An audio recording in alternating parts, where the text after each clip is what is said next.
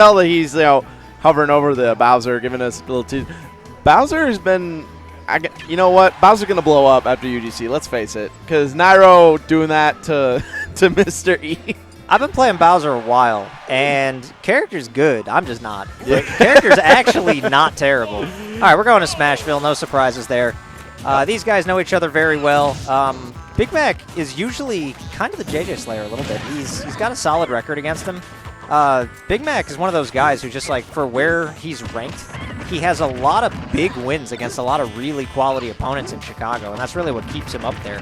Yeah, and especially his track record against JJ, it's been super solid, and he's been getting more consistent with how he's been facing him recently, so...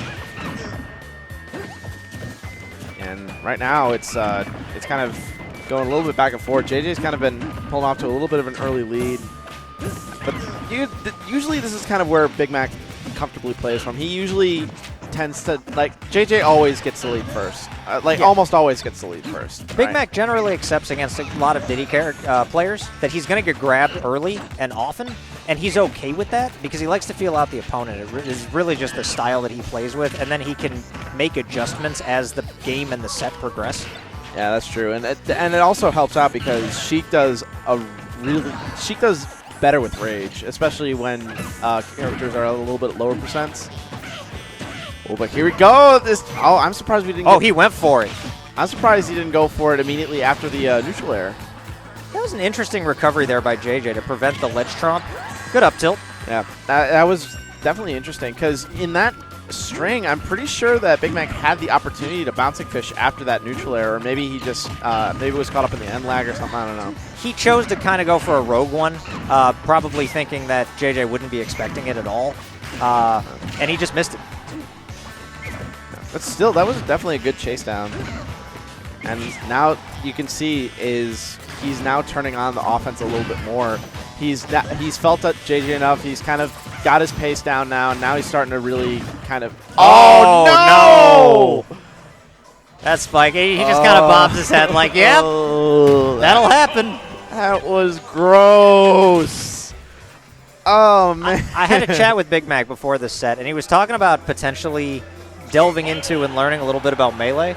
And I really want to tell him after this, like, if you want to learn that game, expect that to happen every second stop. Yeah. So. Oh, man. That just, you really hate to see that because, like, it's one of those situations that players usually are never ready for if they get hit towards the stage when they're that close.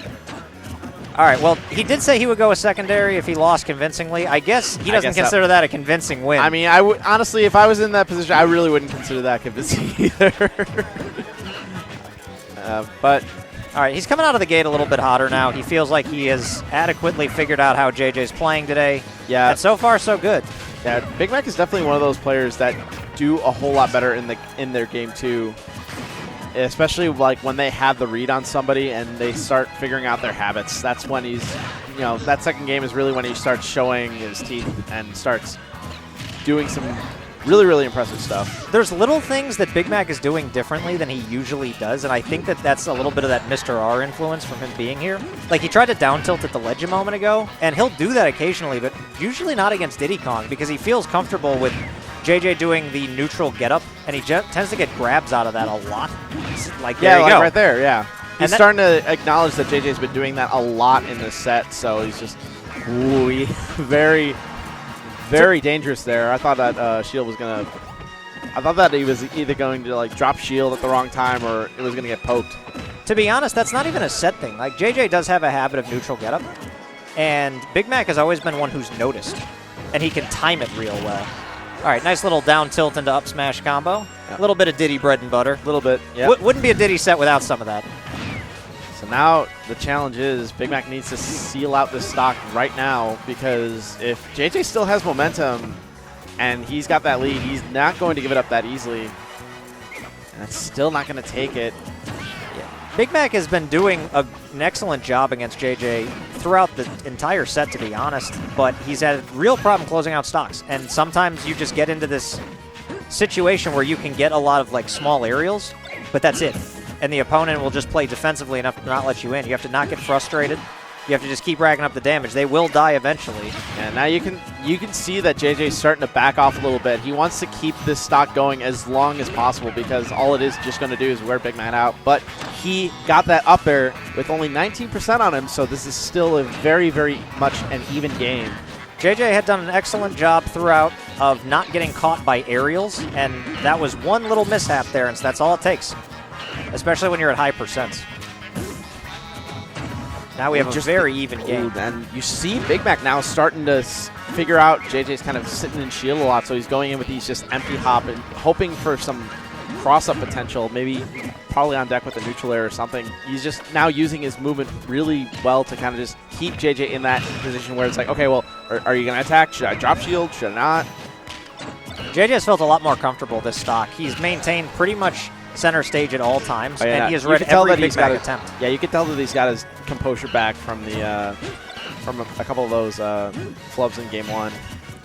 But this is Sheik and it's Smashville, so JJ still got to find a confirm here to steal out the stock. Yeah, but the pivot grab back throw, whew, that's going to close it out. So a 2-0 from JJROCKETS. Big Mac's going to have to definitely maybe go back and look at some of the tapes, what went wrong. And JJ, he's been playing pretty good tonight, so I would be surprised if he was the one to go at or at least one of the ones to go at MK Leo or Mr. R, because they're